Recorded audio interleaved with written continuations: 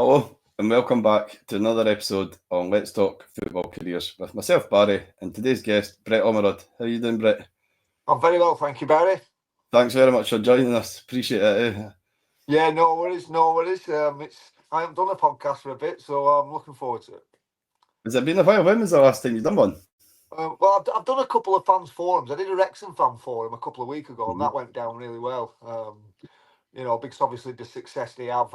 Wrexham was my last proper professional club. Yeah, that's So, right. and we got to Wembley twice. We won the FA Vals and we got beaten in the playoff final, which we should have won. Really, we were the better team on the day. But yeah, just to go back down and see how there's a lot of big Wrexham did massive. I mean, the fans were superb in keeping the club alive the year before I joined it. Very nearly went under.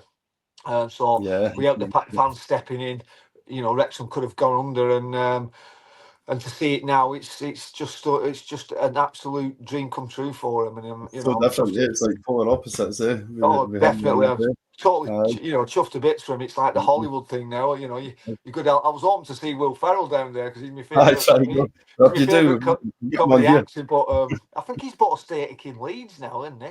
If I'm right. I'm not so sure, but I'm sure he's bought a stake in Leeds. So I think that's that Parag Magath or something his name is that's got Leeds as well. They've got a consortium involved as well.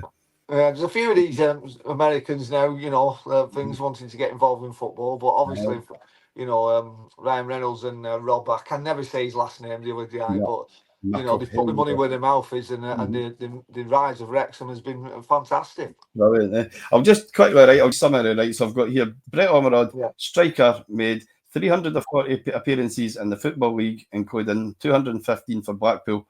Only player to have scored in all of the top 4 divisions of English football for the same club.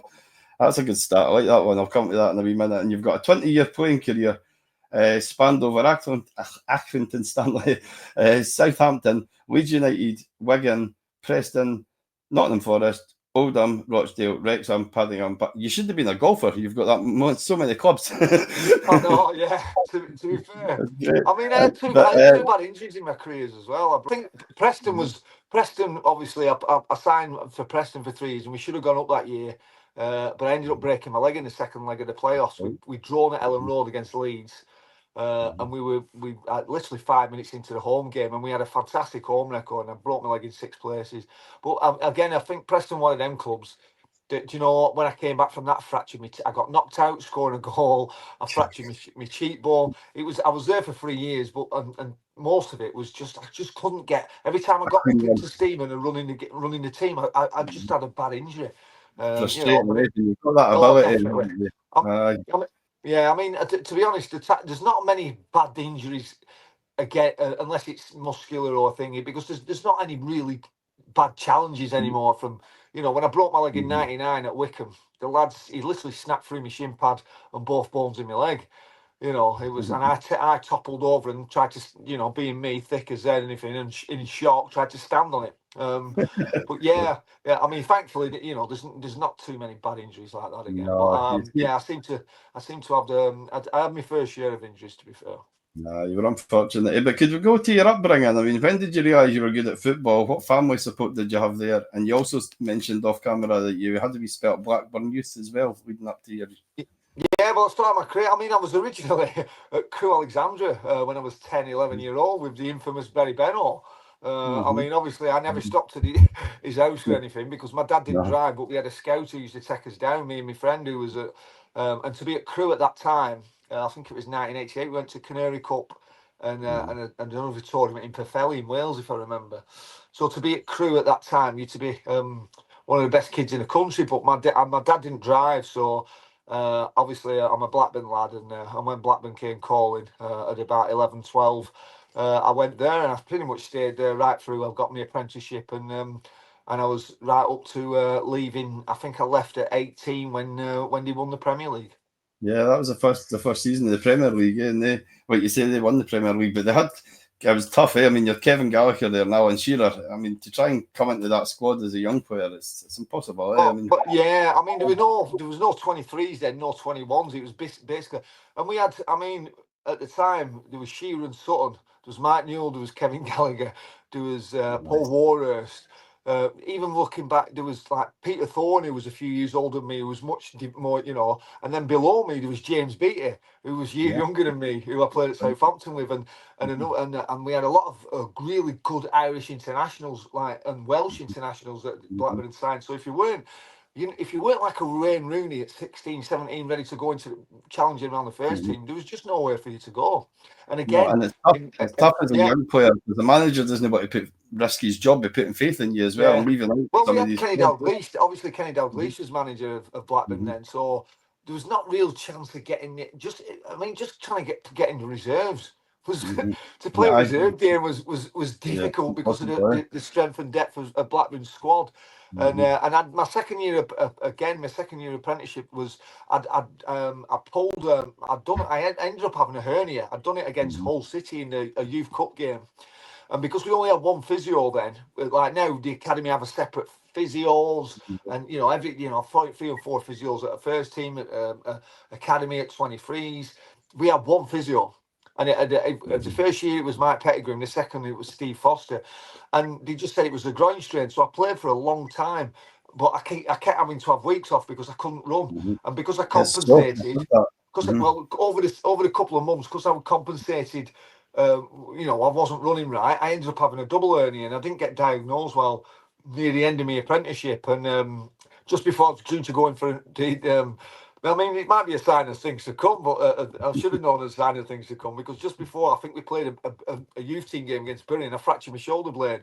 So just before I went in for a double hernia operation, I had a sling on as well. So that was pretty much my Blackburn. My second year at Blackburn was pretty marred with injury, and obviously. And my year was the last ones to sign just apprenticeship. The year below, Marlon Brooms and James Beattie that had signed apprenticeships and pros. So, it was that difficult to break into the squad and get anywhere near the first team at that age. And I was still at 18, I was still quite a small lad. I didn't really fill out or thing till at least 19, 20. So, I just ended up getting released and going to Accrington Stanley. I was going to say that, but is this correct? You kept a job at a cotton factory. I was playing in the Northern Premier League, is that right? Aye. Well, what it was, Accrington they were in the Northern Prem, which is one below the conference. It was the Unibomb Prem, it was called then. Right. And I got invited down off a mate from who knew my dad, and I was still on crutches. I've gone out at 18. I was in a pub with my mates, and they give you crutches then after this hernia operation, so I was still on crutches. And so I ended up. So my friend, my mates, he got me a job in this textile factory as well, where he was foreman. So I was playing part-time football at Accrington and doing a full-time job in a cotton factory. But it was called D&G Textiles. It was cutting cotton, and then it would go upstairs to the girls who sewed, like duvets. They'd sew it all and that, and then it'd get packed and sent home. But I loved it. I mean, we had a summer of in Euro '96. It was when the Euros were on, and we used to have a dream team, and it was obviously the factory was full of women. There's very few. There's only a couple of lads. My mate used to call a production meeting on a Monday morning, and it was basically the lads getting in his office with brews and just going through our dream teams from the Euros. So I mean, it wasn't brilliant money in that, but it was just. It was just a fantastic time to be there. I can't. People say you must have hated it, and I said no, I absolutely loved it because my boss was brilliant. And it keeps you grounded as well, I think, as well. I mean, what kind of crowds were Accrington? I can never say that honestly. See, there's Scottish accent. Thanks for that. I mean, they still don't get loads now. It's a shame, really, because the problem with Accrington is that it's stuck between Blackburn and Burnley. And where I'm from, Great Harwood, everyone's either a Blackburn fan or a Burnley fan. Everyone's supports Stanley, really. But it's like, and you do get people, if Burnley are away and they don't travel, they'll go on to Accrington or Accrington at home, and same with Blackburn. But, I mean, we were getting a few hundred then. I mean, it was back in 95, 96 years, 1995, 96. Because I left in March 97 when the deadline to Blackpool. But I loved it. And what it was, I fell out with football. I'd sort of been, I've been released. I've got injuries. I had injuries. I've been released from Blackburn, my boyhood club. And my dad's mate, like I said, invited me down. My dad said, well, just give it a try. So I ended up going there. And and the lads there, the Accrington teams, full of players like Les Thompson, who played for Burnley, Mark Rostron, who'd been around in the lower for Rochdale and stuff, and a lad called Brian Welsh, he played at Burnley and I played at Blackburn. And I remember I walked in the dressing room, and he said, "What are you doing here?"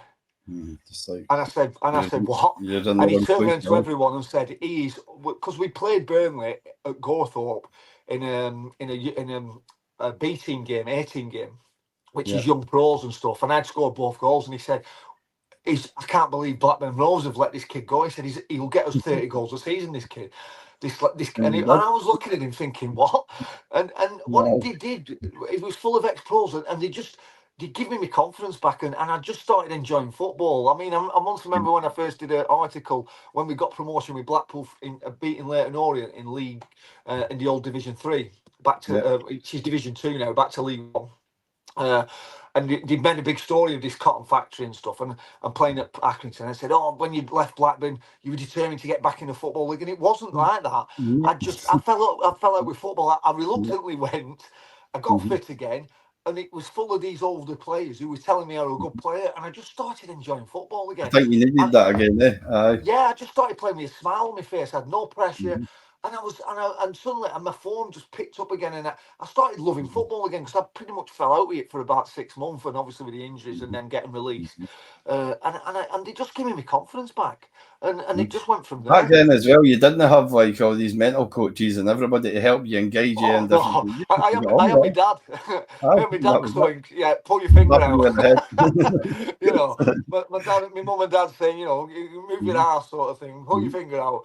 There was none of this mental health and stuff. It was just get on with it.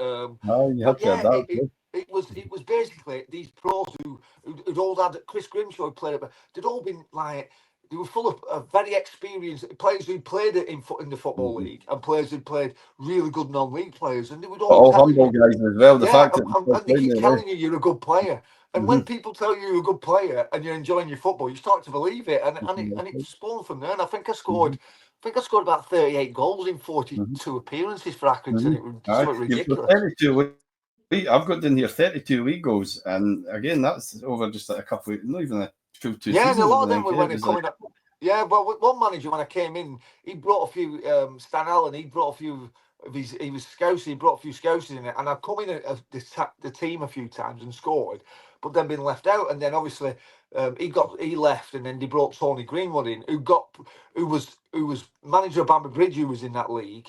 They got promoted to the conference, but they weren't allowed to go up because at that time Bamber Bridge's ground wasn't deemed suitable. And he had no plans to finish, so he came to Accrington, and he was another one who just gave me the confidence and things like that. So, and he just started, he said, "Look, you'll play for me." And I was a young kid, and it was a tough league then. Barrow was in our league, I remember, and I scored. I think Barrow were top at league that year. They were the big spenders, and we played them 3 times in space of 3 weeks. We played them on a Wednesday night at their place, and they were top at league, and I scored that. We got beat 4-3, and I scored an hat-trick. Then we played them in the cup. Then we played them on the Saturday in the league. We got beat 4-3 again, and I'd scored an hat-trick and got beat. And then we played them 2 weeks later at the Crown Ground, which is now changed. Obviously, it's called the WAM Stadium, but it was called the Crown Ground. And we beat them 2-0, and I scored both goals. You worked out that if you stop scoring hat-tricks, the results were better. They were top at league. They were the big spenders. Them and Chorley at the time were big spenders, and and it was just I don't know, it's a mad time. I look back at it now and it was mad, but I just remember playing with a smile on my face. I just remember just no pressure, just loving football, because it was just like, I was still living at home, I had no bills to pay, I had no, I had no really responsibilities. My job at the textile factory was my mate, us doing a dream team and that, and just, having a laugh. I remember when I bought a mobile phone, and he hid it in one of the roof towels. This is when the original mobile phones, and he hid it in one of the roof towels, and he kept ringing it every so often. So I'd look for it, and as soon as I got near it, he put the phone down, in his office. Brilliant. It was just them 90s years were just absolutely brilliant. Yeah, it was great. And how did you find the step up to Blackpool? Because you joined Blackpool, like you said, they were in Division 2, and was Nigel Worthington there at the time? Yeah, well, no, it was Gary Megson who signed me. Gary Megson and Mickey Phelan. It was Worthington near the start of the season, and you joined further into the Yeah, season. we just missed out on going up, and we probably should have got in the playoffs that year. And I joined, and we had a good team. We had Tony Ellis, Andy Priest, James Quinn, who played for Northern Ireland. He's a couple of years older than me with Quinny, but he played for Northern Ireland against Germany. He was an international. You know, we had Mickey Mellon, Gary Brown. We had a really good team, and Mickey Phelan, who was obviously went up with Man United, who played for Man United, but went back to Man United. And he was superb with me. And I joined, and I've made a couple of sub appearances, but we didn't go up that year. And then Gary Megson and Mickey Phelan left for Stockport because they were paying a few quid. I think they were ambitious and chucking some money in. I'm not so sure at the time the Oystons were. And then obviously Nigel Wormington took over this following summer. You made your debut against Chesterfield as a sub. Your first league game came the following season and a 1-1 draw against Carlisle. Was that in Boxing? Yeah. Boxing 97, And then I've got you became a first team regular, like you said, the following season, and you made over 40 appearances, scored 8 goals, and then you broke your leg. Yeah, I mean, it was under what it was. I remember it was funny because I remember my debut was at Chesterfield in a 0-0 draw, and I come on for it, and Sean Dyche was marking me. And Sean Dyche, obviously, when he was Burnley manager, I lived in Whalley, and he lived in Whalley, so I become quite good friends with Sean Dyche. And I told him at the time how he shit me up because he just like, you know, I mean, if you met Sean Dyche in the back alley, you'd shit yourself. But yeah, I mean, what a lovely bloke. And stuff, yeah, and then obviously Wormington came in, and I didn't really play a lot. I got in, and what it was, we sold all, because we missed out on promotion, and whatever the finances were. Tony Ellis left, all the really big experienced players left, and we were left with a lot of kids. Adam Nolan was coming through. I mean, there was me, John Hills. We were all relatively very, very young. We had a really young squad, and we just survived that year.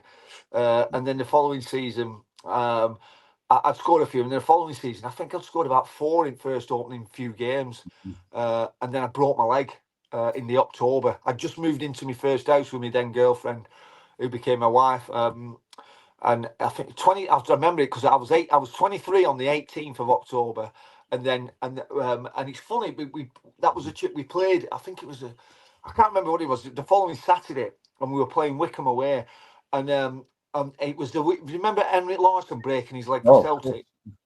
Yeah. Well, we was in the hotel pre-match before we went to the ground at Wickham, and we was watching. I think it was on Match of the Day or Football Focus. Or one of them, not what Match of the Day, but I think it was Football Focus, and it obviously shows Henrik breaking his leg, and it was obviously horrible. And I remember turning around to John Hills and saying, "I'd hate to do that." And then about 3 hours later, I was in Wickham Infirmary with a double breaks, exactly the same as Henrik Larsson. Unreal. I mean, he was quality. He was a quality striker, wasn't he?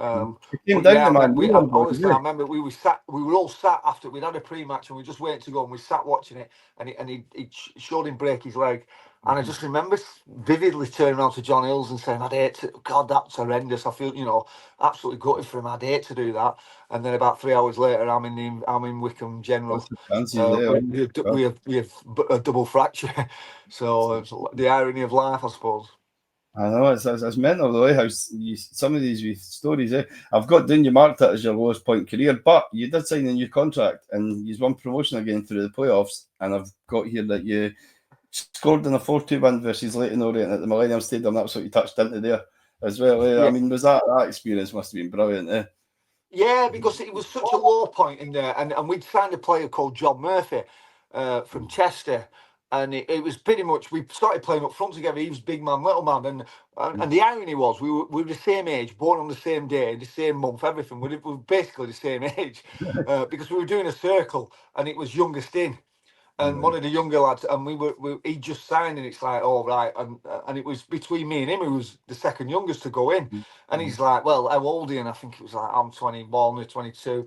I'm 22. All right, what month were you born? October. All right, what day? 18th. So we were like, what hour? What minute? So the irony was that. And we put a really good, we put a really good bit of a partnership together. And then obviously I had a broken leg, and we got relegated. In between that, Steve McMahon had come in. And he signed a player called Paul Simpson, who'd been at Man City, Derby, and all that. And Mike Newell had come in, Mike Milligan who's ex-Oldham. We had young players like Richie Wellens who come from United. We had a really good team. We didn't have the best of starts that year, but once we got going, we were fantastic. And a bit like in 2010, we had a big run. We got into the playoffs. We were unstoppable. And we, you know, we had me and Murph playing up front. I think we scored 50 odd goals between us that year. And Paul Simpson, with the quality of his left foot, the way we worked off each other, was one of the best partnerships I had in my career. And we ended up beating Leyton Orient in the final. And was that must have been amazing, eh? Just the whole experience and everything. Oh, yeah. Well, we played Hartlepool, and Hartlepool were favourites because they beat us twice in the league, and we beat them 2-0 at home, and I'd scored both, and we beat them 3-1 away, and I'd scored 2 more. So we scored 5 goals, and I'd scored 4 of them. And then I managed to get the last one at the Millennium. The only thing being, I mean, the Millennium was a magnificent stadium, but it was obviously when Wembley was getting done up and well, getting remade, you know, redone, and so I missed out on playing at Wembley. I did it, and it was still a couple of years later, 2003, the FA Cup final was at the Millennium again. It was the first. Yeah, it was the first cup final with a shut roof. It was the unbelievable atmosphere against Arsenal. We were very unlucky on the day. But again, I missed out on Wembley. And as a kid, we used to play Wembley doubles in schoolyard, you know, twos. You get partners and Wembley. And it was all about playing at Wembley. And it was a childhood dream. So to go back in 2010, and to finally play there, and then go back to Blackpool a couple of years later, and twice with Wrexham again. You know, it ended up being super. You know, absolutely fantastic. But don't get me wrong, I love the Millennium. But you know, as a young English lad, it was all about. It's iconic, isn't it? And thinking I'd missed my chance, but no, thankfully I got to play there. Well, I went there 4 times. Your whole career, you've just had to keep digging in. You've had so much adversity, but I've got you played 150 games. This might be league games, right? So correct me if I'm wrong, but played 150 games and scored 62 goals in that spell there, eh? Yeah, I mean, it doesn't ever include cup goals, does it? I missed a few, to be fair, and so because I was never an out and out. When I was a kid at Blackburn, I was a right winger. I was a winger, and I started off as a winger and a midfielder. And I played up front at Blackburn, and I just did end up playing up front. But I was never a forward. I always look back at my career, and I always had big spells where I scored goals. You know, you went through them spells with everything you hit. But if you look, I had far more assists.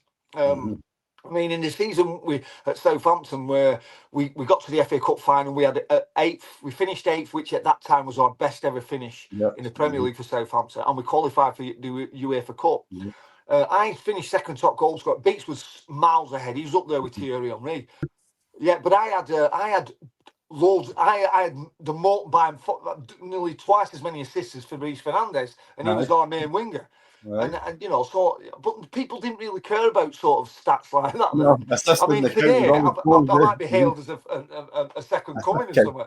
You know, yeah, but then no one cared. It was just, well, you scored. All right, I think I finished second top goal scorer. People were like, but you didn't score enough. You know, as a partnership, Big scored all them goals, but a lot of them were my Was it James Beattie that was top scorer that season? Sorry. Yeah. I mean, honestly, Beats went on a spell. He got an England call up for it. It was phenomenal. And he went, you know.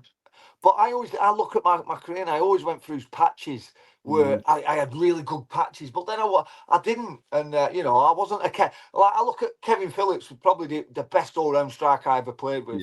I played him at Southampton, and he came to Blackpool in his later years.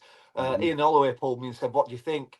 Should we sign him?" And I said, "Get him." I said, "Because I don't care how old he is, he's the best finisher I've ever played with." And he got us to the cup final. We got us to the playoff final that year. And then Holloway took him to Palace a year later, a couple of years later, and he got Palace promoted. And I said, he's still, you know, because Kev would have great, but he was a natural finisher for me. Beats, you know, Beats was one of them. He could score goals from everywhere. I was like, I always looked at myself, and I think the reason I flourished under Holloway is when he brought in this 4-3-3. I was playing across the 3. And I was coming into little pockets again, like I did as a midfielder, and getting pit turned, but then getting in the box. So it suited me. It was. I only wish I'd have come across that formation, Holloway, the way we played when I was a young kid, when I was in my 20s. But I was 33, and I remember him coming in and saying, "I'll get you back in the Prem," and I was 32.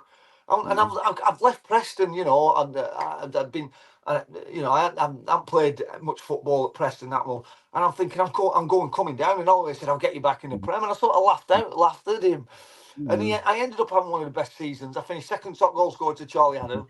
I've had one of the best seasons in my life, and I was back in the Prem. I scored a winner in the final, and back in the Prem at 33, thinking what's going on, you know. So yeah, it was mad, to be honest. Yeah, it was great. I mean, you were signed. Gordon Strachan signed you. He took you to Southampton, I believe.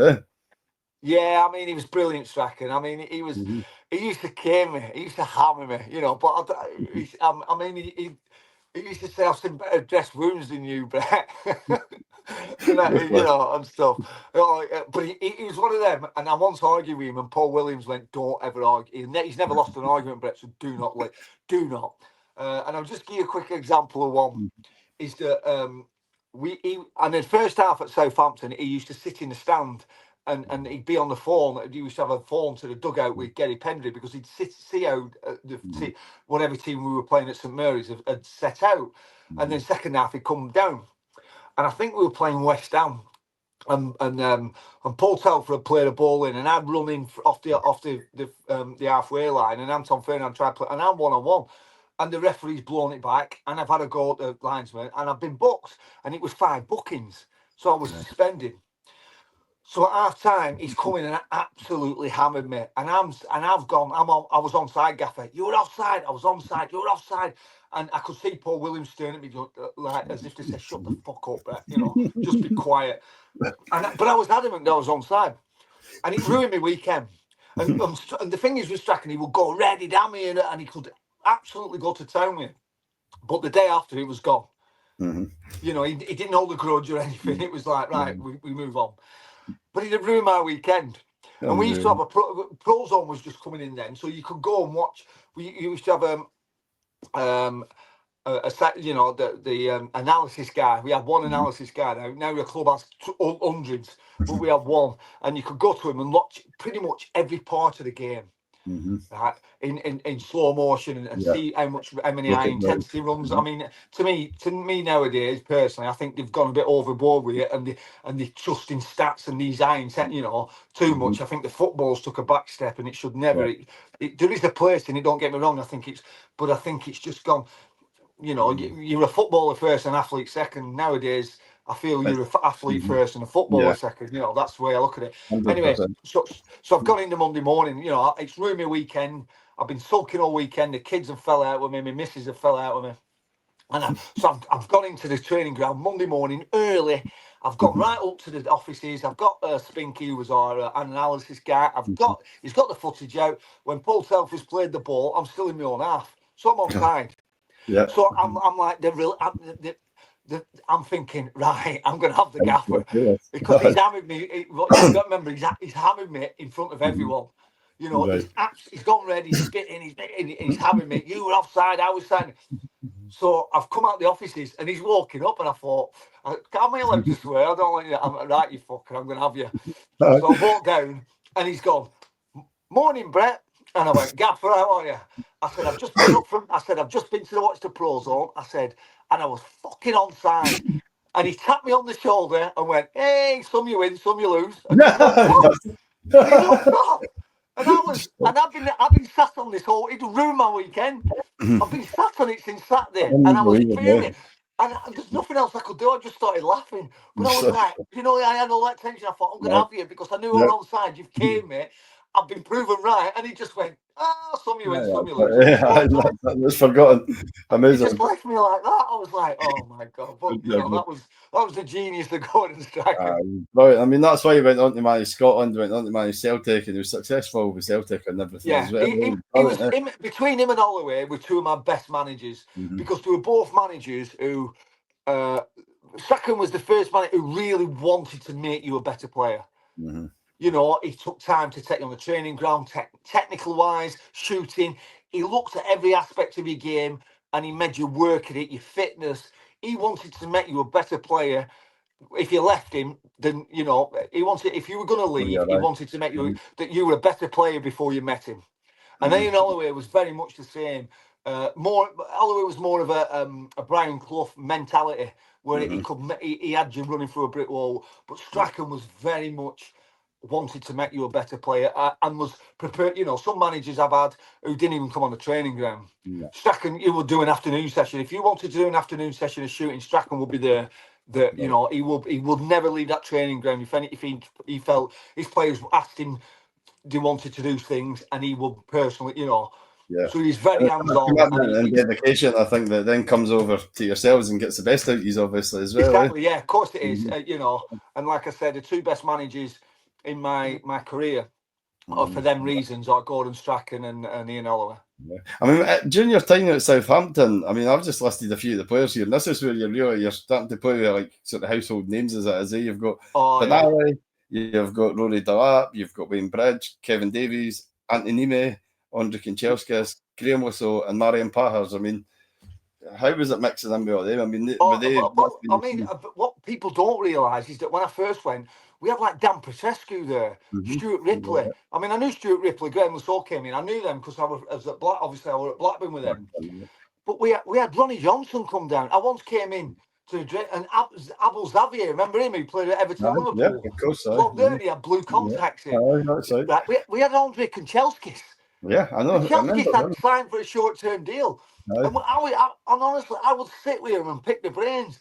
It was like, I loved it. I mean, they were back end of the career, some of these guys, Ronnie Johnson and that. But the careers they had were unbelievable. And it was like, and Matt Letizia, I remember doing a shooting session on my first day, and I went back and told all my mates, and I still speak to Tiz.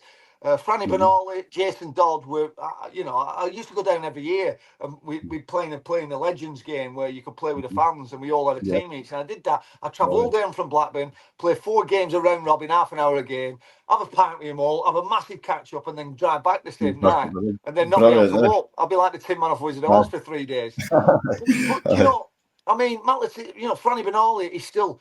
Franny Benali picked me up from the Hotel Hilton when on my first. I've signed the night, and he said Franny Benali's going to pick you up. And I was shitting myself because what I remember of Franny Benali is the big bash and snapping people in games. That he was an hard man. He's still to this day the nicest man I've ever met in football. Just on the pitch, he was just a different level. He was just. But when he walked on that pitch, he was a different person. But off it, there is nothing he wouldn't do for you. Jason Dodd was our captain. Doddsy was an absolute, first thing he come out and bearing in mind what you've got to remember is that when I moved to Southampton, I've gone down there. My wife, I had a small son. I wasn't married then, but my first Dylan, my eldest, had just been born, so he wasn't much older. The pair of us had never moved out of Blackburn, and I'd gone down for talks. We just moved into a new house in Blackburn. We still hadn't unpacked everything, and I'd just gone and signed a 4.5-year deal. And then I thought, yourself. And my wife, my girlfriend at the time, was very close to him, and I thought, well, and it didn't dawn on me. What if she don't want to come down? Yeah, because you're the Purvis had never moved out of Blackburn, and before I knew it, Southampton's as far as you can go before you hit water. Yeah, you're closer to France than you are actually. So it was like, and don't get me wrong, we moved down there, and I had 4 of the greatest years of my life. Well, 3 of the greatest years. One Strachan left and Redknapp and that coming was different. And I wasn't involved as much. But then first 3 years were the 3 of the best years of my life. My daughter was born down there and stuff. So, and who I'm a granddad now. She's just given birth herself. She's 22. So yeah, I'm feeling old. But yeah, and I still go down. Now and again, to be a guest of honour at games. I still love it. I have 4 great years, and I'm very privileged. I've got down here that you said that. You says if you could just play over the 2 years of your whole career, it would be amazing. Just cut the 2 years that you were there, where you were playing all the time, you were in the Premier League. We've not even looked into or touched into the FA Cup run yet. I mean, could you go back to there? You beat Watford 2-1. You scored in the 60s. Is that when you were on a bit of a barren spell with scoring, though? Yeah, I scored. I come into the team. I scored a hat trick in the reserves against MK Dons, and then I played midweek and scored a hat trick against Tranmere, and we beat them 6-1. And if you remember, there was a big thing on the game. The crowd were very nervous because the season before I joined, remember when Southampton were 3-0 up at Prenton Park and Tranmere had come back in the cup after when Glenn Oliver and won 4-3. So there's a lot of things like, with, you know, they want revenge and stuff. And they actually went 1-0 up.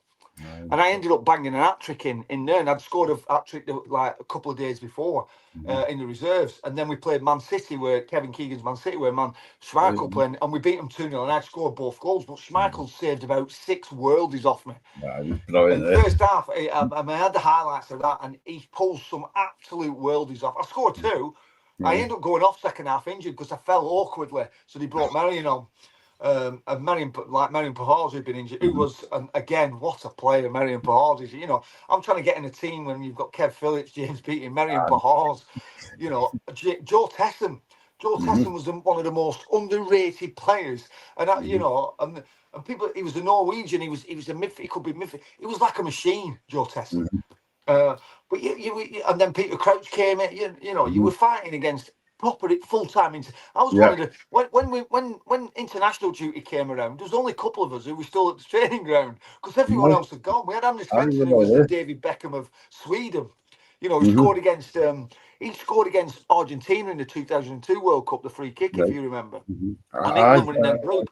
Wayne Bridge had travelled from Southampton, and Anders Svensson had come back because Sweden had qualified. You know, he'd had a great World Cup, and our pre-season was in Sweden. So everywhere we went, it was packed. We were training, and there was Michael Svensson as well, who was Swedish international. Yeah. So we've got mobbed everywhere we went because Andy Svensson was the David Beckham at that time of the Swedish national team, and we just happened to be in Sweden straight after that World Cup. To see it was unbelievable. So yeah, it was, you know, you were competing against international, you know, but it was. I think now at this point in your career, Brett, you were set up well because you weren't scared to fight with these players to get in the team. Whereas years ago, when you were talking back, you had, you know, Kevin Gallagher and Alan Shearer. That was a bit like, oh, how do I get in? But you've reached a stage now where you're like, right, I can actually play at this level, eh? Yeah. I mean, well, by then, I'd had some really good seasons in the lower leagues. In League One, when we went up, I think I scored 26 goals, and then in League One, in League Two, and then in League One, I'd scored 20 before November. For end of November, I just went on a spell again when I was smashing goals in from everywhere and my confidence. So I knew I had the ability to do it, and I'd also had a really good spell before I got injured when scoring. I think I scored 12, 13 goals in, you know, different, you know, in the resis in the cups and stuff and that. But the Premier League is a different. You know, you're playing. It's such a difficult league. I remember we'd done the first time I played at Old Trafford.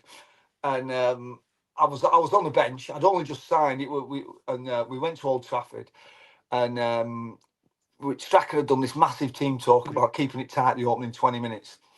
And I remember coming out to Old Trafford for the first time and sitting on the bench, and I'm thinking, what am I doing here? And I've looked over, and Ryan Giggs and David Beckham are on their bench, sat just right across from me. And in the first 5 minutes, Paul Scholes hits this 60-yard ball over, and it's going wide over Van Nistelrooy. Van Nistelrooy, he takes it, it comes over his shoulder, and he takes it down first touch and smashes it in the bottom corner. Paul Jones was in our goal from a most ridiculous angle. We end up getting beat 6-0. Van Nistelrooy gets a hat-trick. I come on, I did all right, actually, when I come on. But it was just like, how the hell do you beat these teams? What am I doing here? As a professional football player, you're still looking at them like, God, look at these guys. And the end, Strachan just went, anyone can get beat here, that, we move on. And it was never, you know, and we did, don't get me wrong, we did have our days against United and our Arsenals. You know, we did beat them. Beating Liverpool at Anfield. The first time I played at Anfield when Klaus Lundevan put me through, and I sprinted away from Dieter, the mighty fast Dieter Hammond and Nutmeg Kirkland, and Michael. We won 2-1. So to play these places and stuff, I loved it. I absolutely loved it.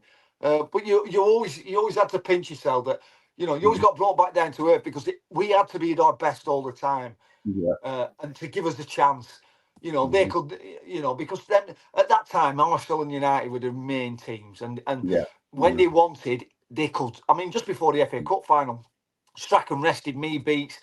We played at Highbury, and we got beat 6-1, I think.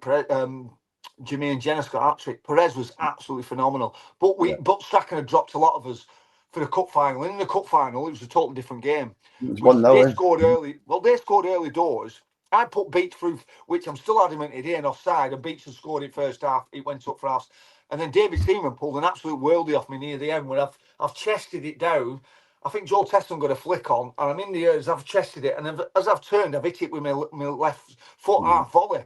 And it's one of the best, my left foot's my weaker foot, and it's one of the best strikes I've ever, I caught it clean. And I thought it were in, and then this big hand come from nowhere and tipped it wide. It was obviously David Seaman, and I'm thinking, anyway, he just winked at me, and I just mouthed to him, you bastard. But in that game, we had, at the end, we had Thierry Henry running it in the corners. You have a French international, one of the best players in the world, running it in corners. Because, you need a bit of luck to beat these teams on your day. And we just didn't get it. But I've watched that game again down, and I think we played well. People didn't. I think they just looked at it and went, "Well, Arsenal won 1-0. It was always going to happen. It could have been 10." But if you actually watch that game, we played really well, and we should have got something. Yeah, it's it's amazing times to look back on it. You touched into Mark Letizia. I've actually got an event coming up with Mark Letizia at the Saints Bar in a couple of months. I've got Mark Letizia and I've got Wayne Shaw, the guy that was famous for eating the pie on the bench as well. Got him coming as well. I was lucky enough to play in his testimonial at the end of the first season I joined. Yeah. And it was ridiculous.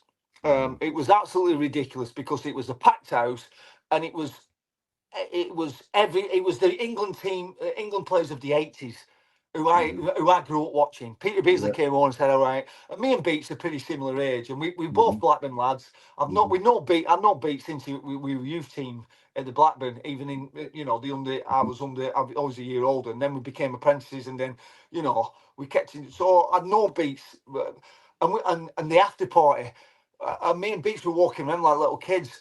You had Beers, you had Alan Ball there, and Peter Beasley, Gascoigne, you name it. It was just ridiculous. And me and Beats, the after party was it Jumping Jacks? Tis his favourite player. But it was ridiculous. And me and Beats walked around like we were kids. I honestly felt like a kid. It's amazing how humble you are, and you're like a fan, basically. That's what it is. Honestly, we were fanboying because it was just like, this was the England team that I grew up with. Ian Wright just sat there going, and they all knew you. And I was like, how do you fucking know us? Because it was and like Laurie McMenemy, Alan Ball, Kevin Keegan. It was oh my, it was ridiculous. This is what it's like when I do the podcast. This is how it comes across with me. See, when guys like you come on and you're like, all right, Barry, how's it going? I'm like, this is awesome. It's like football connects so many different people. I mean, that's what I mean. It's such a. I mean, when I go to Blackpool, I get that, and I took I sort of sheltered my kids, but they're a bit older now. I mean, I remember when I got back in the Prem, and my daughter, we played Chelsea and got beat a corner sub, and I forgot how old she was. She must have only been about 6, and I picked her up from school, and she was just staring at me in the car, and I said, "What's up, Kenzie?" And she said, "Daddy, are you famous?" And I was like, "What? What?" And she said, "Because everybody at school's talking about you." And it was like, because she was a bit too young for that. And it was like, I went, "Well, yeah." I said, "Well, I play football, love." I said, "That's my job and stuff." But they didn't really. And then I went recently with my eldest lad a couple of years ago to the Armfield bar. They've opened an Armfield bar, and we went when England played Italy in the in the Euros.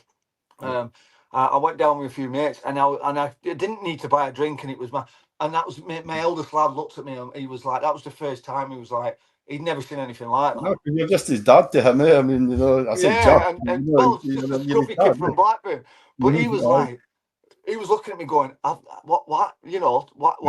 He couldn't get his head around it. And that's the side of things that we don't see. See, after you retire and you have a family, it's not just you that lives it. I mean, you've got your parents live that, your kids live it with you now and everything. It's a lot to carry around as well, eh?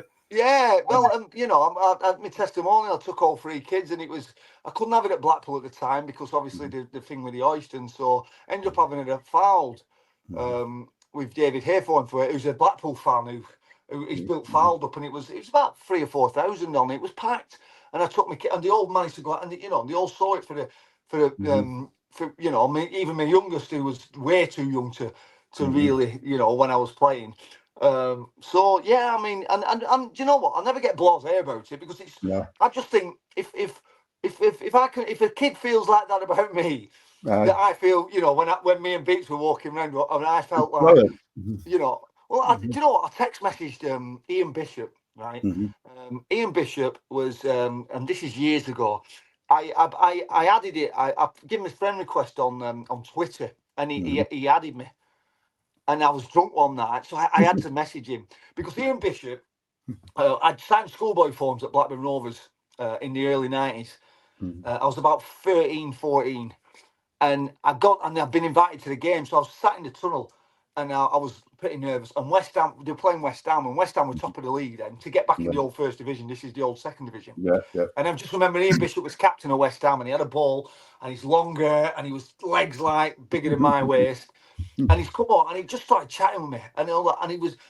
And he made me a West Ham fan for a bit, as fickle as I am. But you know, like someone took the time out because all Yeah, right, it's like the players brilliant. walk past you and all that. But this was Mhm. West Ham, and I knew even then this thing. And Ian Bishop, and I text messaged him, private messaged him one night when I was drunk, and I said, "You made you made a young lad." And he texted me back, and I had a right good conversation with him. And I thought, you know Brilliant, what? But he made me feel like, yeah.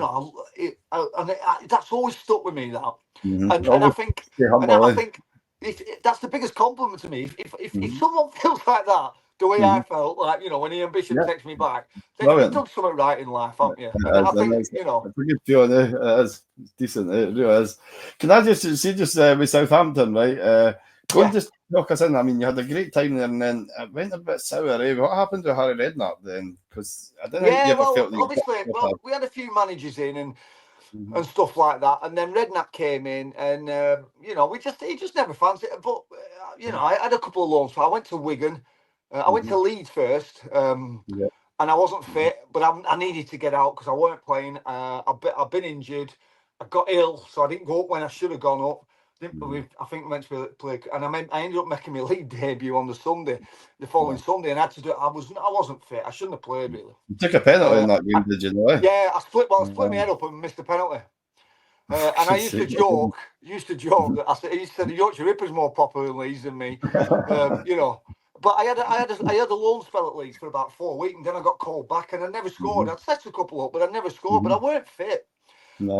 But every time I played against Leeds, I seemed to score against them. Oh God. That was the thing. I I remember. always had. Leeds were one of them Mhm. teams that I always used to score against. Just had a team, Apart from when we played him in the second leg of the playoffs when I broke my aye, leg. aye, Um, that's, but yeah, so I went to Wigan like when Redknapp because he just didn't mhm, weren't playing me, and no, it wasn't I just had enough by then. I've mhm, been messed about. I went to Wigan, helped get them promoted. We got promoted, I think, and I got called back, and I've just never played. mhm, And it was just a point of and he ended up leaving. But when George Burley came in, do you know mhm, when you just needed a fresh start? yeah, mhm, I mhm, felt, did you? I've been lied to. I felt I wasn't enjoying it anymore. Southampton No, was a club in transition. Then they got mhm. relegated. They wanted It wasn't the the same chairman out at the Southampton time. that you joined there. It was a different Yeah, Southampton thing, it right? wasn't no, and there Mhm, was a lot of stories in the papers about behind the scenes. mhm. It became a football club that wasn't really known about football. It was more about the ongoings of what Yeah, between the chairman, the manager. Clive Woodward had come in, mhm, and stuff, and it wasn't. I needed at that time. I needed a fresh start, and I got offered it through Preston, and I spoke with George Burley. And he was all right with George Burley, and he's like, well, and the other thing was, I think there's about three of us who never had a relegation clause in the contracts right. concerning money. Mhm, Um, and I was one of them. So when we got relegated to the Championship, they weren't really looking to like this. They won't pay us for your bonuses, win, but mhm. they won't pay any bonuses because they slashed everyone's wage by half. But there was three of us. I think Klaus London was another. I can't recall who was the third. Um, but And so it that's was going to so affect the dressing room, isn't it? Eh? That's yeah, no. and we were sort of like meant to think that you were wanted out as well, and you weren't Aye. welcome and Mhm, stuff. And I'd had enough, and I just needed a fresh start. And I ended up going to Preston, and I scored on my debut. I come mhm, back into the yeah, team. mhm. I'd had I don't know if you ever heard of labyrinthitis, which is an inner ear infection. Right, no. And I got it twice down there, and you never. It's very rare to get it twice. And what it Mhm. is, it's an inner ear infection. What it basically you feel like you're on a waltzer. And I had it, and it can last up to a week or 2 weeks. And I was in bed with covering my eyes, and every time I stood up, if I need to go to the toilet, the room will start spinning. Constant. It's an inner ear infection. Right. I had it twice, and I got it again just before the start of that season, the championship. And I came back and I played a couple of games, and I wasn't right. And I just wasn't right. So when I went to Preston, it was like a breath of, especially scoring on my debut, it was like a breath of fresh air. That was against Crystal Palace, eh? Yeah, and you know, I'm not Paul McKenna. I played against who was captain. And I settled in with made a really good partnership with David Nugent. And we got to the playoff semi-finals, and I felt we were the best team. We were the best team. We played really well at Ellen Road. We went 1-0 up. We'd lost News to injury, so in the playoffs he wasn't fit. But he played, he scored, and then we played him at Deepdale. And do you know that opening 5 minutes? And they looked like they were a beaten team, the Leeds. We were all, you know, we had the atmosphere, the crowd, and then I got the tackle that broke my leg in 6 places and snapped my ankle ligaments. And I got rushed to Preston Hospital. And I remember a nurse coming in and saying Leeds have scored. And then a doctor coming in and said it's snapped in 6 places. Your ankle ligaments have gone. This could end your career. And then a nurse comes in about 5 minutes after that and said Leeds have scored again. And you feel so disconnected for what being at the game, playing the game, you know, feeling like you can play a part, and then hearing it for nurse. It's so again, it comes back to the mental aspect. You know, the game, I felt, you know, I felt we were going to win that game. You know, just the atmosphere and the way we started, and Leeds looked like rabbits in the headlights in that opening few minutes, you know, 5 minutes. And then obviously I broke my leg, and then I just remember I'd had the X-rays and that, and it was a mess. It was a real mess. I mean, the surgeon who did the operation, I remember speaking to the physio after and said, you know, they struggled to get your bones back because they were fractured in that many places. What it was, it had bent and gone up to. I had a lot of bone callus from the previous break at Blackpool. And it doesn't snap in the same place. So as well, the tension of my little bone had gone through up to the callus, and it had shattered it. Wow. So they literally had to it was like a Meccano set. That's the only way I can. You know, on the X-rays, I was devastated, thinking I'll never play again. No. But the guy who did it was the same guy who'd saved Michael Owen, who'd done a lot of operation on Michael Owen. And honestly, I'd never had any problems with it. It was I came back the following year. It took me a bit to get back. But it was he'd done an unbelievable job. But at the time, I don't know. I thought that's me done. I thought I ain't. Do you get bothered with it now? Do you get bothered with a lot of your injuries? You know, now that the age you're at and cold weather and things. Do you feel? Yeah, honestly, I mean, I need a knee operation at the moment because my knee's knackered and it just needs wear and tear. But I used to like playing some vets games and that, and even at back end of my career playing for Bamber Bridge. And you know, I still want to win and stuff. But afterwards, I get up in the morning. I'm like Tim Manoff, Wizard of Oz. I basically feel like someone's just took a baseball bat and beat my legs up. And I get up and I can do it now. And you know, I can be fine. I get out of bed and I'm like, oh. And my dad's going, you move worse than me. And when it's cold, you know, I've had fractures in my hands and my fingers, and when it's cold, you ache, you know. But my knees are warm. I do need an up on it. I was at Bolton last year. Ian Everett brought me in on the staff, and I was speaking to the physios, and they were looking at it and saying, yeah, I need a scan first, but it's just getting the time to do it because obviously I've got things going on and that, and it's not like I can't walk, but some days my knee just seems to seize up, and it's like. It can be horrible, but I suppose that's 25 years of chasing a bag of wind around a football field. And you would never change it. You would never change it. It's amazing. You got to live your dream, live the dream as it was. Oh, I would never change. No, because it was, you know, it's only. I always try to plough forward, and like I said, that's what I think what made it all the Blackpool years. Because I sort of went back to Blackpool thinking I was winding down. We were one of the relegation favourites. And I thought, you know, if I can get another year and see where I am, you know, I'm fizzle out of football. I really started to try and think what I'm going to do after football. But then I ended up back in the Prem and having one of the best seasons in the Champ of my career. That. I mean, it was Ian Holloway. Did Ian Holloway that brought you in, eh? No, it was Tony Parks. Right. I joined in January because I'd have 1 year left on my contract, and I knew Tony Parks from Blackburn. Because he was the Blackburn coach, and I used to take my youngest son to It's called Lee Valley. It's a driving range in between Great Ormerod and Rishton in Blackburn. And my youngest son was really into golf. And I weren't playing at Preston, so I used to take him there, buy him a bucket of balls and that, and then I'd like, I'd be like, I'm reading something or that, and let him like knock. He was only about 10-year-old, knock hell out of these balls. Well, Tony Parks, who was then the caretaker manager of Blackpool, was there. That's He always used to be a driving range. So he said, "What you doing? Why you're not playing?" And I said, I'm not. It looks like my contract's going to run out. I'll be released." He said, "Well, do you fancy coming to Blackpool, back to Blackpool, for till end of season?" Yeah. And I went, "Yeah." I said, "Why not?" I said, "I'm not playing." I said, "And I wanted to play. I was never one of these players. If you look, I've had a lot of loan spells because when I weren't in favour or I was coming back from injury, because I've been out the game and come back, and because I've lost a lot of time with injury, I knew that my career didn't last forever, and I was very aware of that. So I always went out on loan, whether it were to get fit from injury or if it was because I were out of favour, because I wanted to play. I play football. I managed to get, I went to Wigan and managed to get promotion. Then I went to Nottingham Forest and managed to get out promotion. Yeah. Obviously, the Leeds one, I only went for a month, didn't work out. I went to Oldham and fractured my foot in first training session. They didn't pick up on an X-ray, so I played 2 games for Oldham with a fractured foot. Which then I had to have another X-ray. They found out it was a fracture, so that kept me out till anything before I went back to Blackpool. But I always went out on loan because I didn't want to just sit in the resis. I wasn't one of them. I knew my career was. I think a lot of that as well.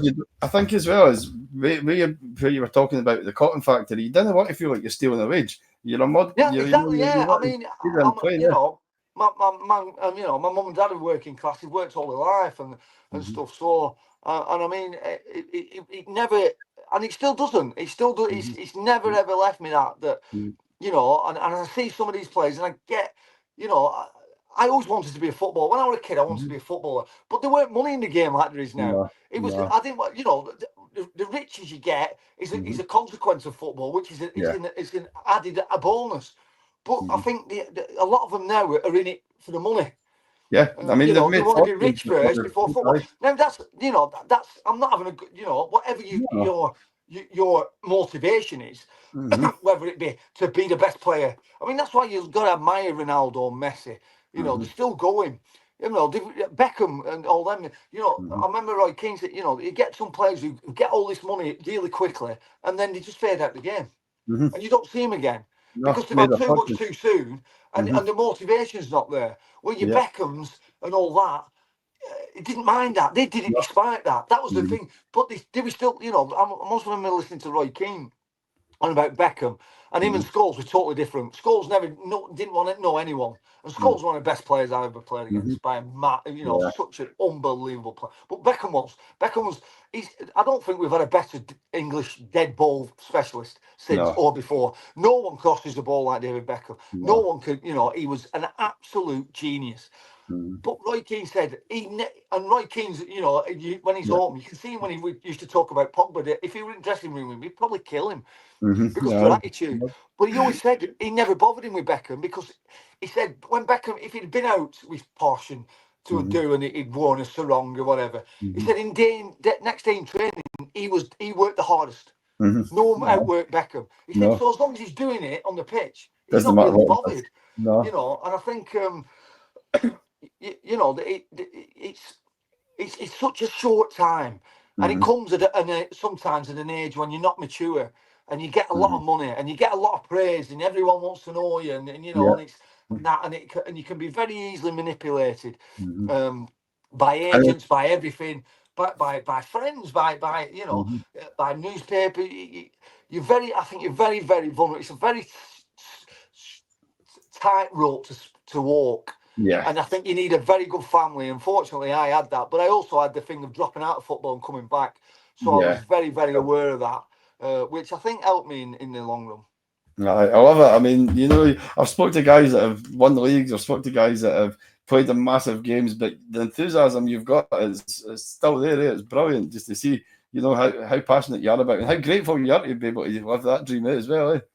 Yeah, I mean, it's I do a lot of commentary for Radio Lancashire now, and I'm not one of these. I always try and put myself in that position because I miss chances, And I remember when I first went to Wrexham, I weren't scoring. I was in my 30s and I weren't scoring. And Joey Jones, God bless him, who's just passed, who played for Joey Jones, was brilliant. And he said to me, Brett, he said, just enjoy it. He said, you know what? He said, because no one remembers your bad games. No. He said, I had thousands of bad games. He said, and he used to say, you know, it's about time you retire, Joey, get gone. He said, and then once you retire, everyone forgets them and only remembers the good ones. And do you know what? He was absolutely right. I remember back end of my career at Blackpool, if I played and I was a yard off it, you might get a couple of shouts of, you know, you need to hang your boots up, you passed it and all that. Since I've been retired, the amount of people who say, get your boots back on. Because I remember you know, so people do look at you through rose-coloured spectacles. So when I do Radio Lancashire, I'm very conscious of players. I don't just hammer players for players. No. You know, I try to put myself in their position and I try and say it how it is and what it's like as a player. You know, because I mean, the game's changed. Like I said, it's and don't get me wrong, all the science in sports stuff is very vital and stuff. But I do tend to think sometimes maybe players in general are more concerned about how many high intensity runs they've done, you know, than they are about actually getting that football. You know, because at the end of the day, sometimes, you know, but it's just the way the game's gone, and you know, I suppose it'll, you know, it's always changing, and it will continue to do so. Can I just make a wee nod to Charlie Adam? Just Charles, what a great, you know. What was he like? I mean, as a character, obviously play trained the. Oh, it was brilliant. I mean, the playoff final, right? We trained at Bishop Abbey, which was England's old training ground. Right. And Chaz, he was one of them. He had an absolute wand of a left foot, and we were practicing. Right, we finished training, and he was practicing free kicks, and he put one right in the stanch from about 30 yards. And I said to him, "Old dickhead, get in the fucking bus now." I said, "Save that for tomorrow." Joking, of course. Right. And then obviously we're 1-0 down at Cardiff, and he hits one of the best free kicks. Right. I mean, we were to see it now still makes me jaw drop. But I was live. I was next to him when he was hitting that. I was just over to the right, and it's still, and you see it, and it's one of the best free kicks in a major final, I think, that you could possibly want to do. And he caught it an absolute treat, and it's one of them. As soon as he hit it, you knew it was in. But he did one. I mean, when we played Blackburn, obviously I'm a Blackburn lad, and most of my mates are Blackburners, and we drew to all Ewood Park, and my mate still got it on his phone because he was in the Blackburn end, and he's hit and he stanches that one. It's even better. And I was on the bench. Me and James Beattie, both Blackburn lads, but we're on the bench, and as soon as he's hit it, we both fucking jumped up and he stanched it again. I mean, he had such a wonderful left foot. What I will say is that he scored a goal in Reggie's when I first came against Aki Stanley. So he used to have about two or three shots from halfway line every game. And he did it in the odd year going up. And I used to go mad with him. I used to argue with him because I'm thinking, you can put me through, you know. So when he scored that worldie against Chelsea for Stoke, you know, I mean, if you look at it again, it's an unbelievable strike off, you know, because he's such a quality left foot. Right. First thing I jokingly said to my mates, your mate scored an absolute worldie. I said, he's fucking had 3 shots a game for the last 5 years. I said, even a broken clock's twice a day, you know. But no, what a talent, what a left foot of a wand of a left foot. And you know, I was very, that group of players, we're still all in contact, you know.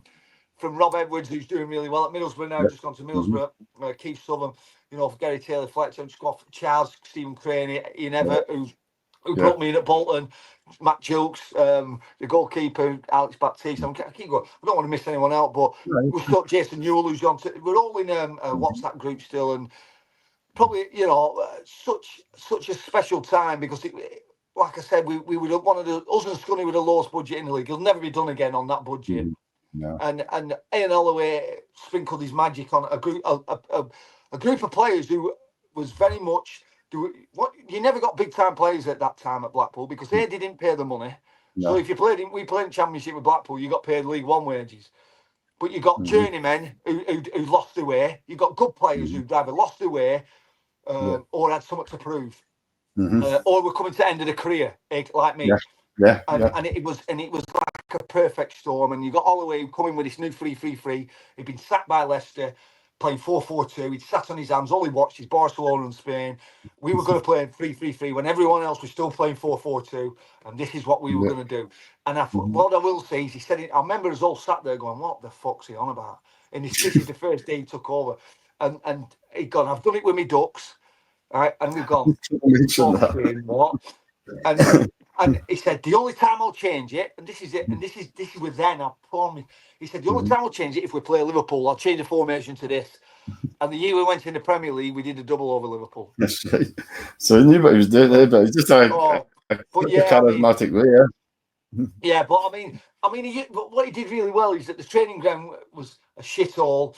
You know, the club didn't want to spend any money, but he used that as motivation with us. You know, we used that. It was like, well, do you know what? The chairman, we didn't really want to put any money in. He wasn't interested. So we'll leave him, you know, we'll do it despite him. And he was very good that way.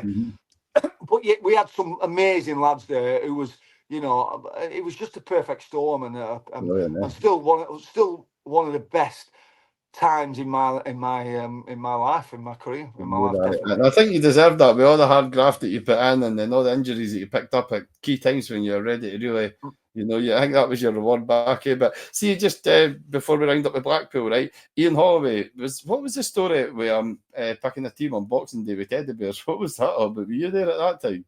Is what, sorry? With the teddy bears, and he picked a team. Right, yeah, I was. I scored both goals. We beat Derby 2-0. Go and tell that story, please. It's Boxing Day, and we're playing Derby away, and we've gone down to the hotel, and we're having pre-match, and there was a massive tree in the hotel, Christmas tree, and it's full of these birds with Christmas hats on and that. So he's disappeared off into in the meeting room.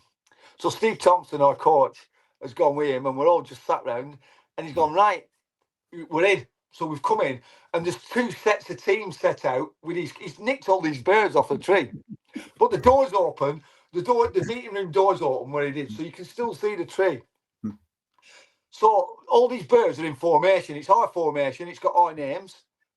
So he's actually set them up. And it's Derby's formation. It's Derby's formation. So he's gone, right, if you've got a bird, you're playing, and if you haven't, you're on bench or finger. So obviously, it's got a bird, Ormerod. So he's got Derby's formation. And there's Robbie Savage's bird in the middle. And he's gone through everything, and then he said, and this fucking thing, anyone gets near him and boots him, I'll buy an extra pint. And he's fucking levered the bird, this Savage bird. Well, it's gone through the door and smashed straight back into the tree outside that's nearly toppled over in front when his old people sat on the bench next to it. So we were all pissing ourselves. And the thing is, he was ill. I think he'd had a bad night at Christmas. He'd come with a scarf on. So he wasn't in the best feeling anyway. Anyway, we won 2-0. I should have scored it. I actually scored another one that got disallowed, which shouldn't have been. But I missed it. I missed about 3 chances as well. I did a crossbar and all that. So we could have won 5-0 that day, and I should have scored all 5. But no, it was fucking funny. They just released it and just let you enjoy it, and that was we just didn't have any fear. We knew we were dominating games with the formation we were playing. We had good players, and we knew we'd score. To go up when we in the playoff final, I think we won 10 out of the last 11 games, and pretty much in every one we'd gone 1-0 down, and it's the only time in my career that we got used to it. And Matt Jukes, every time we won a game, Matt Jukes used to put "Don't Stop Believing" by what they called. Don't stop believing. I wasn't going to sing it. I'll leave that to you. But no, I didn't want to sing it. But it's a special song because Matt Jukes, like we 11 games, we got beat off Newcastle at St James, and then we won one. And Jukes put this up, Journey, the song Journey, Don't Stop Believing. So he put this song on. So it became a bit of a running theme that this song come on every game. And we won, and we went right through. We went 1-0 down. We went 1-0 down nearly every game, and it's the only time we went twice. We went behind twice in that final, and usually if you go behind in a game, your natural reaction is like you've been hit in the stomach. You know, you're down. Everyone's down, and I've never had a feeling. I swear on my children's life, I've never had a feeling before or after of that period. Is that we went 1-0 down to, I think Chopper scored early doors. and we would just get the ball. We knew we were going to score because we were used to scoring. We had players all over the pitch who'd scored. And I never panicked once. I didn't shake. I thought, because we could get back in the Prem. And they scored, it was just get the fucking ball. We knew we were going again. And we equalised. Then when they scored again, but both times he scored was well against run of play. We were dominating. So we knew. The only time I shit myself is when I came off second half with about 25 minutes to go. And I had to go in the changing rooms because I couldn't fucking watch it. You couldn't watch it. Yeah, I had Billy Clark. Billy Clark was on the bench, and I had Billy Clark running in and out telling me stuff. And again, it was one of the hottest days ever. It was about 106. So at half time, I mean, I was 30 odd then. And we had wet towels on red. I was fucking ice cubes like Linda Lovelace with ice cubes to keep yourself cool. Fucking pissed. And then, but once I come off, that's when I'd shit myself. And I remember we stopped at the hotel. We went back to the hotel for the night do. We had a couple of beers and that, with your families and all that. And then my missus went to bed with my kids, who were younger than them, and a few of us went to the casino. And we were just talking about it. And then I came home, it's about 2 in the morning. I got back in bed and I couldn't sleep. I just stared. My adrenaline was that much. I just stared at the ceiling until my youngest, who was about 3 or 4, woke up. At about 5 in the morning, 6 in the morning, and I took him downstairs to breakfast. So I didn't sleep all night because my adrenaline was going that much. You're just buzzing for it all. It was just brilliant. Oh, yeah, it was unbelievable. And again, it comes back to is this me? Am I living this? Yeah. Well, I just remember Stephen Crane, me and Stephen Crane, and I've known Cranes because obviously Cranes came to Southampton, so I was at Southampton with Cranes. Then when I had my loan spell at Leeds, I went there because of Cranes. So we were at Leeds together, Southampton together, and we ended up at Blackpool together. So I've known Stephen Crane for as long as I've known anyone at that squad, apart from Danny Coyle at that time. And I just remember me and Cranes in casino, and I think we were playing poker, blackjack, I think, and we weren't really we weren't really betting. It was just, and I was just like, has that just happened? There's a bit of still, what the fuck has just happened? And not just that. And Cranes looked at me and he knew what I was on about. I didn't just mean that game, I meant the whole season. Have we just lived? Have that just happened to us in that whole season? I knew then that you were going to be looking back on this years down the line because you're living it right there, and it's hard to try and take it all in, eh? It's frightening. It is, and because. And I've always been one of them. It's not. You look back on it now; it's brilliant. But as a footballer, you've always got to try and improve every year. I mean, look at Messi and Ronaldo. They pushed each other on to unbelievable levels.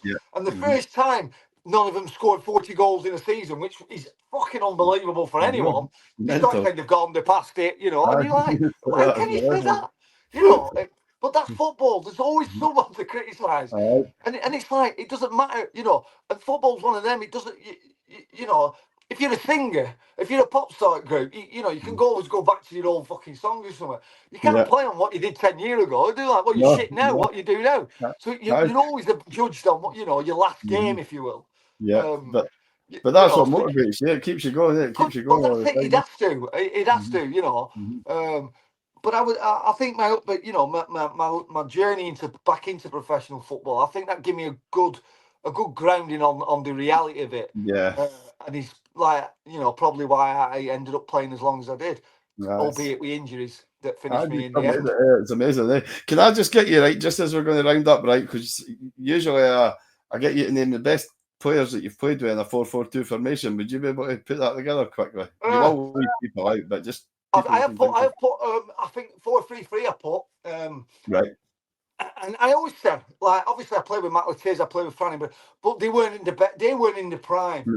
I always look at players I played with in the prime, and because Matt Letiz will be probably the best player I ever played with. Yeah, but not when you were playing them. I mean, after his testimonial, it did his top 10 goals.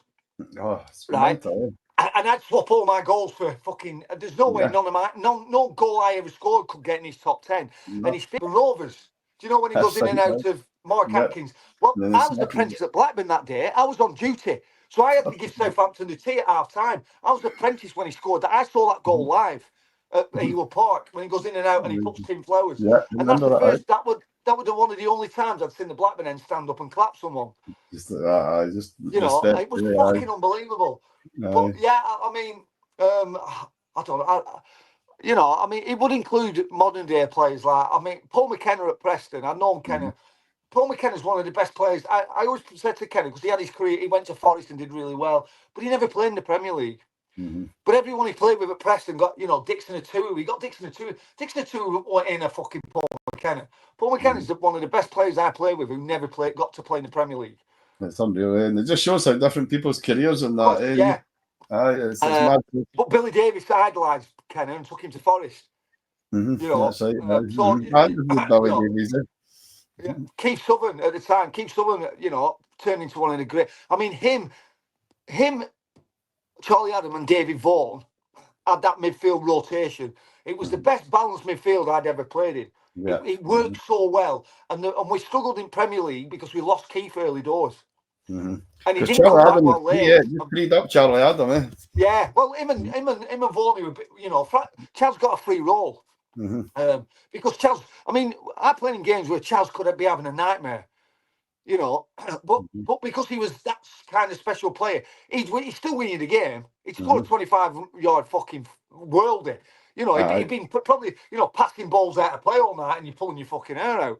But it's 0-0 and you can't break the deadlock, and then Chaz just gets it out his feet and stanches a fucking goal, and you beat Chef Wednesday 1-0. And it's like, that's what he could do. That's why he gets the fucking free roll.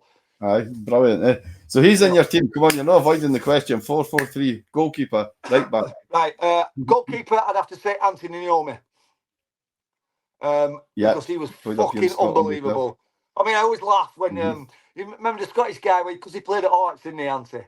And the Scottish guy says, "Why is Anthony Naomi not getting a run in the Scottish team?"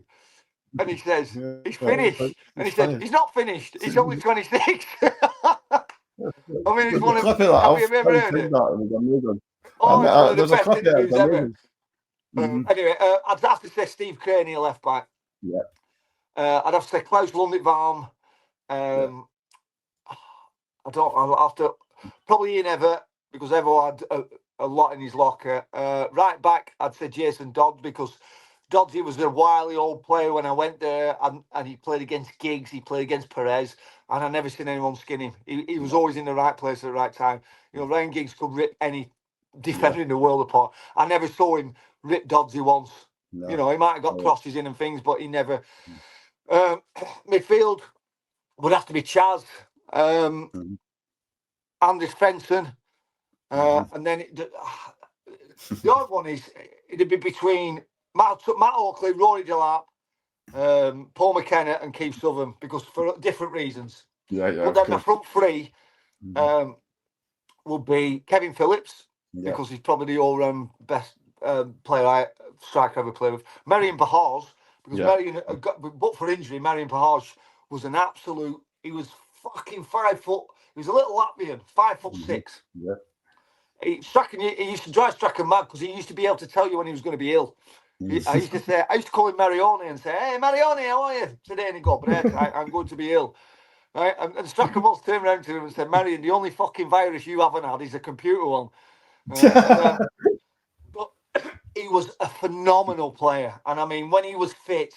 He got in these little pockets. He was 5'6", could jump, timing of his headers.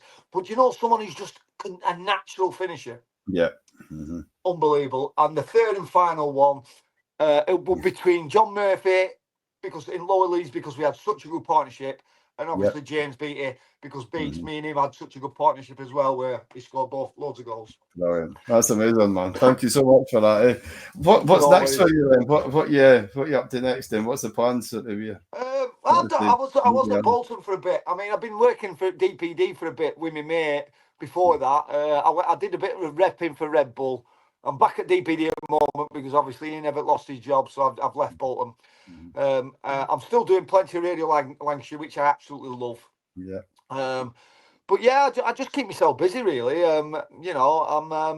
It's I don't know. I do love doing the radio. The Radio Lancashire, it does give me my football fix. Yeah. But when I went back into football with Bolton last year, I realised how much I missed the day-to-day ins and out of it.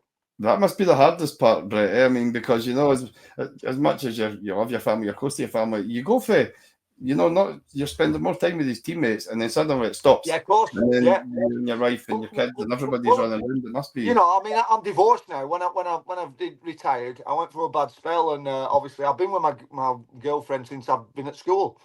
We were together 22 years, but we had we had a really hard time. Excuse me. And it is, and a lot of footballers do, because I think it's a bit like being in the army. There's a routine to everything, and you're in a routine all your life, and you get told where to be and what to do. And even when you have your holidays and stuff, it all works around football. So everything's, you've got a plan. You know what you're doing. You know what you're doing. You know what you're doing. Fitness. I think the thing with me is that when I retired, I didn't do anything for 6 months, and it was brilliant. I could get up when I want, started drinking. I could have a drink now. I didn't, And then once it got to over about 18 months, and then every day started rolling into one.